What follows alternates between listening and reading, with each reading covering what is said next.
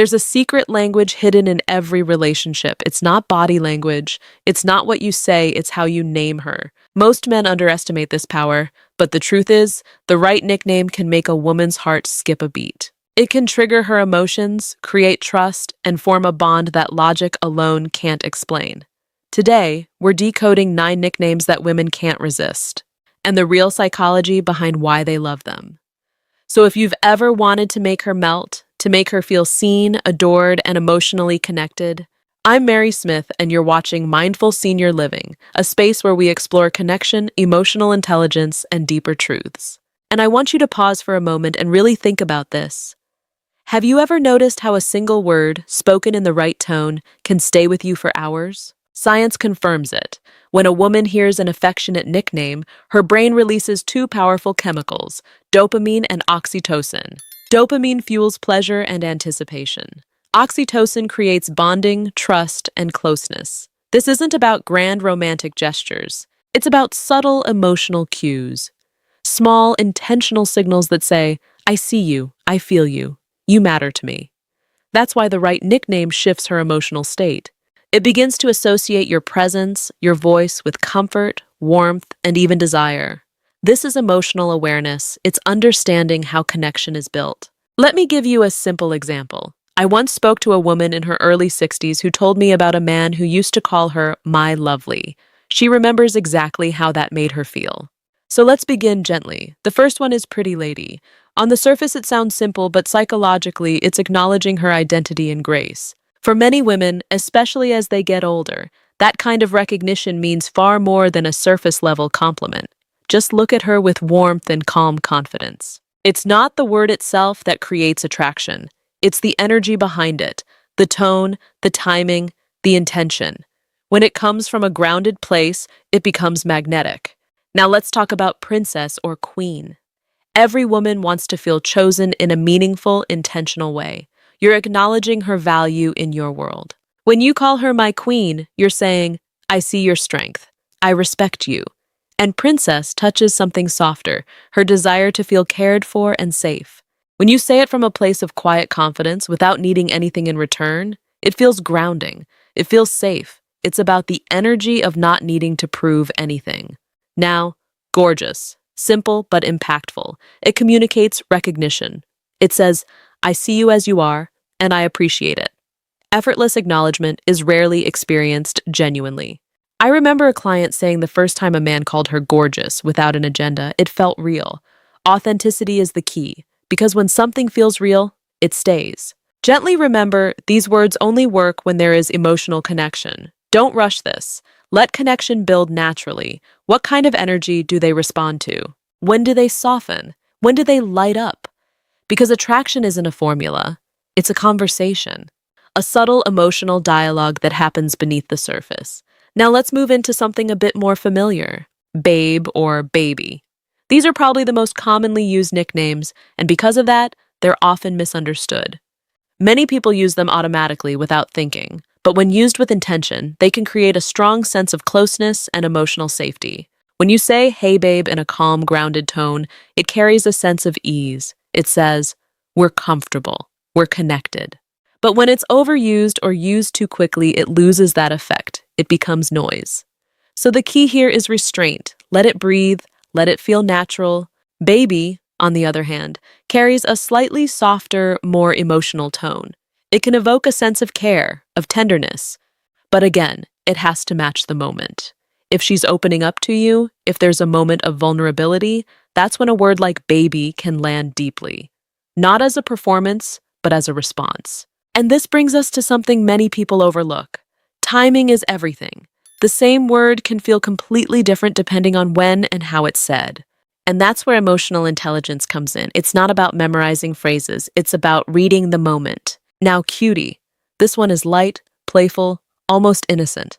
But don't underestimate it, because what it does is shift the emotional tone of the interaction. It brings in a sense of fun, of ease. It allows her to step out of her analytical mind and into a more relaxed feminine space where she can simply enjoy the moment. Think about a time when you laughed with someone and everything just felt easy. That's the energy cutie taps into. But again, it's not about the word, it's about how you deliver it. A slight smile, a gentle tease, a warm glance, those are the elements that make it work. And then there's sunshine. This one is beautiful because it goes beyond appearance. It acknowledges her energy, her presence, the way she makes you feel. When you call someone sunshine, you're essentially saying, "You bring light into my life." And for many women, especially later in life, that kind of appreciation means everything. Because at the end of the day, what most people truly want is not just to be seen, but to be felt. To know that their presence has an impact, that they matter. And I want you to really sit with that for a moment, because what we're exploring here isn't just about attraction. It's about connection. It's about how you make another human being feel in your presence. Every word you choose, every tone you use, every moment of attention you give, it all adds up. It creates an emotional experience, and that experience is what people remember. So as we continue, I want you to stay with me, not just intellectually, but emotionally, because the next layers we're about to explore, they go even deeper into the subconscious patterns of attraction and bonding that most people never fully understand. There's something very subtle happening beneath the surface of every interaction you have with a woman, and most men never quite learn to see it. It's not in the obvious moments, not in the big gestures, but in the quiet emotional exchanges that happen in between. The pauses, the tone, the way a word is spoken and then felt. And as we continue, I want you to start becoming more aware of that invisible layer, because that's where real connection lives. Now let's move into a nickname that carries a very different emotional weight. Angel. This one is not playful. It's not casual. It's deeply symbolic. When you call a woman angel, you are reflecting back to her a version of herself that feels safe, nurturing, and almost sacred. You're not just describing her, you're elevating her. But here's the important part. This only works when it's anchored in something real. Maybe she's shown you kindness when you needed it. Maybe she's been patient, understanding, or simply present in a way that felt grounding. That's when angel lands, because it builds an association between you and that feeling of safety. I once worked with a gentleman in his late 50s who struggled to express appreciation without sounding overly formal. Everything he said felt rehearsed. And one day he told me about a moment when the woman he was seeing brought him soup when he was unwell. It was simple, but it meant a lot to him. I suggested he just look at her, gently, and say, "You're an angel, you know that?" Nothing more, no overthinking, just honesty. A week later, he told me that moment changed the entire tone of their relationship. Not because of the word itself, but because it was finally real. Now, let's shift the energy completely and talk about hot stuff. This one lives on the opposite end of the spectrum. Where angel is soft, hot stuff is playful and carries a spark.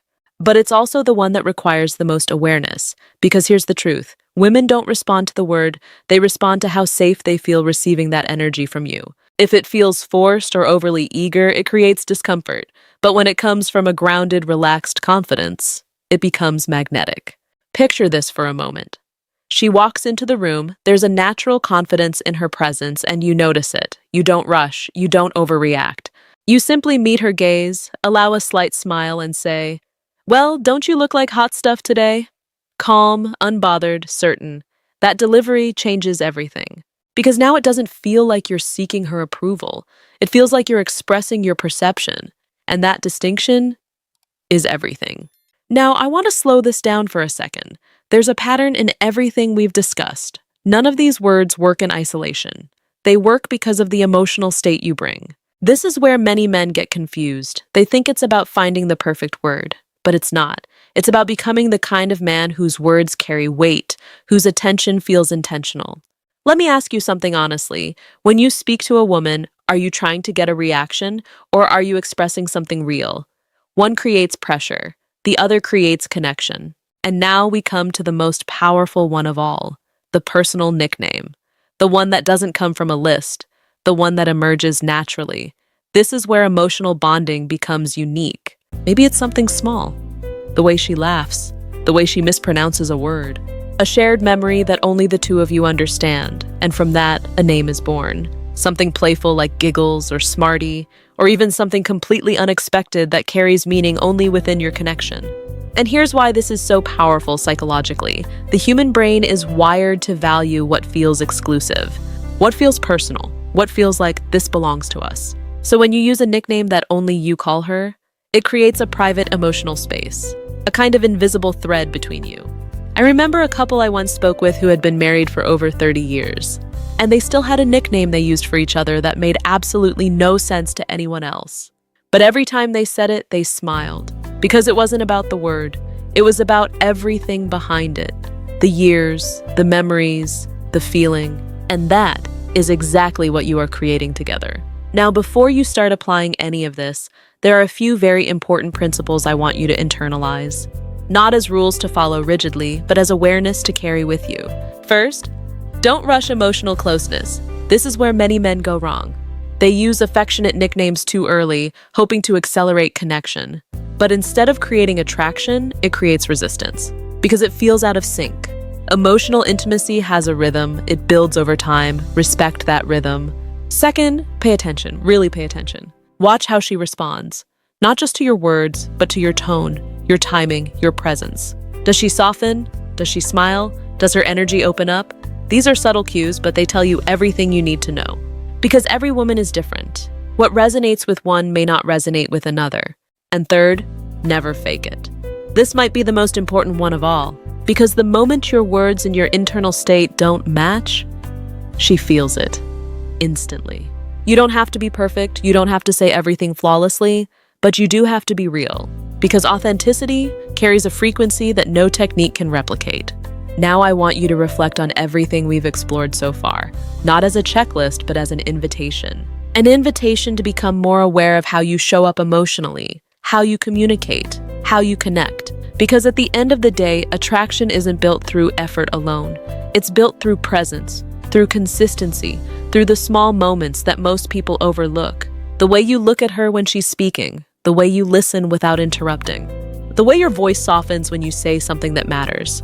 And yes, even the way you choose to name her. Every nickname you use tells her something. It tells her how you see her, how you feel about her, and most importantly, how she feels about herself when she's with you. And that is what stays. So as you move forward from here, I don't want you to focus on memorizing these words. I want you to focus on developing the awareness behind them, the emotional intelligence to know when to speak, when to pause, and when to simply be present. Because when your presence is right, your words don't just land, they linger. And as all of this begins to settle in, I want you to notice something very quietly, something most people overlook their entire lives. The words we use in relationships are never just words. They are emotional anchors. They shape how someone feels in our presence, and over time they shape how someone remembers us. Think about that for a moment. Long after conversations fade, long after details are forgotten, what stays is the feeling, the emotional imprint. And very often, that imprint is tied to the simplest things. A tone of voice, a moment of eye contact, or a name that only you used for her. Now let's bring everything together in a way that you can actually apply this in your daily life. Because understanding something intellectually is one thing, but embodying it, living it, that's where the real transformation happens. Imagine you're with her, maybe you're sitting together in a quiet space, nothing particularly extraordinary is happening. And yet, this is exactly where connection is built. Not in grand moments, but in ordinary ones. She says something, maybe she laughs, maybe she shares a small story from her day. And instead of rushing to respond, you pause. You take her in, you allow yourself to feel the moment, and then, naturally, without forcing it, you respond with warmth. You're adorable, you know that, cutie. Do you see the difference? It's not rehearsed, it's not mechanical, it's present, and that presence is what makes it land. Or perhaps she does something thoughtful, something kind, something that shows her heart. And instead of brushing past it, you acknowledge it. You really didn't have to do that. You're an angel. Again, simple, but meaningful, because it connects the word to a real experience, and that's what makes her feel seen. Now let me take you a little deeper into the psychology of what's actually happening here, because when you understand this, you begin to move differently in every interaction. The human mind is constantly forming associations. Every time she hears a certain word from you, paired with a certain emotional state, her brain begins to link the two. Over time, your voice, your presence, and those feelings become intertwined. So when you consistently show up with calm, grounded energy, when your words are aligned with your actions, when your tone carries warmth without pressure, something powerful begins to happen. She starts to feel safe with you. And safety, emotional safety, is the foundation of attraction that lasts. Not the surface level kind, not the fleeting excitement, but the kind that deepens over time. Because when a woman feels safe, she opens. And when she opens, connection becomes effortless. But I want to be very clear about something here, because this is where many people misunderstand the idea of emotional connection. Safety does not mean predictability. It does not mean losing your edge or becoming overly agreeable. It means being grounded. It means being consistent in your energy, while still maintaining a sense of individuality and presence. That's where the balance lies, and this is also why tone is so incredibly important. You could say the exact same nickname in two different ways and create two completely different reactions. Say, "Hey babe," in a distracted, rushed tone, and it feels empty. Say, "Hey babe," slowly, with eye contact and presence, and it feels intimate. The word didn't change. You did. And that's the level of awareness I want you to start developing. Now, let's talk about something practical that you can begin doing immediately, something simple but incredibly effective. Start observing your own communication patterns. Notice how often you speak without intention. Notice when you're trying too hard or when you're holding back, and then begin to shift gently, without pressure. Before you speak, take a breath, feel the moment, and then let your words come from that place. It might feel unfamiliar at first, and that's okay. Growth often does. Another powerful exercise you can try is this. Think of one woman in your life, someone you care about or feel connected to, and ask yourself honestly, how do I want her to feel when she's around me? Not what do I want her to think of me, but how do I want her to feel? Do you want her to feel relaxed, appreciated, desired, safe, playful? Once you have that answer, let that guide your words. Because every nickname we've talked about today carries a different emotional tone. Pretty lady carries respect and admiration. Queen carries honor and recognition. Gorgeous carries effortless appreciation. Babe carries comfort and familiarity. Cutie carries playfulness and lightness. Sunshine carries warmth and gratitude. Angel carries peace and emotional safety. Hot stuff carries attraction and spark. And the personal nickname, that carries something even deeper. Belonging, exclusivity, connection that feels like it exists in its own world. So instead of randomly choosing words, begin choosing feelings.